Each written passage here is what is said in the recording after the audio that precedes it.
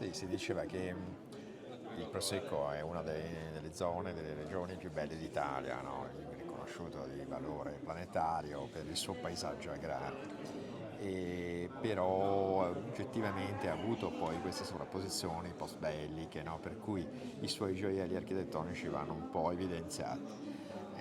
Pensiamo alla stupenda abbazia di Follina su cui stiamo lavorando, piuttosto che il Palazzo Barberis Rusca di Follina, piuttosto che il Castello di Cison.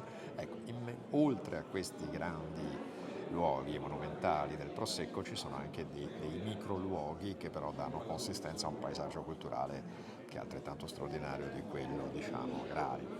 E tra questi la chiesetta di Sant'Antonio Abate di Miane, Vergomà, che ha acquistato particolare rilievo da questa sorta di scoperta archeologica che è avvenuta durante i primi restauri di questo ciclo di affreschi a questa bellissima Madonna con bambino quattrocenteschi, che quindi rappresentano non un unicum ma un elemento di grandissimo pregio storico, culturale, artistico proprio per l'antichità di questo ciclo che era stato obliterato dall'inizio alla Cinecittà. Tutto si era fermato però per questa scoperta, quindi aprendo qua e là, facendo saggi stratigrafici in una situazione veramente di grande precarietà.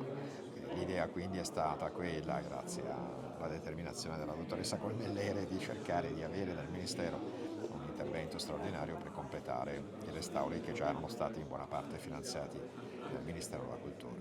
Concludere quindi questa messa in valore della chiesetta di Miane che possa tornare a essere testimone della storia e della tradizione culturale di questi luoghi. Quando la rivedremo aperta?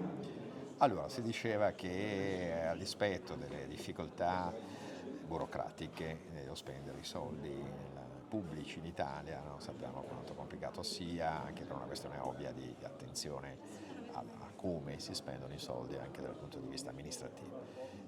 Però le idee tecniche sono molto chiare, esiste già il progetto di intervento e quindi si tratta solo di ingranare la gara. Tipicamente è impensabile credere che si possa completare prima di un anno, però credo che in questo periodo forse potremo tornare a vedere la chiesa com'era. Ecco.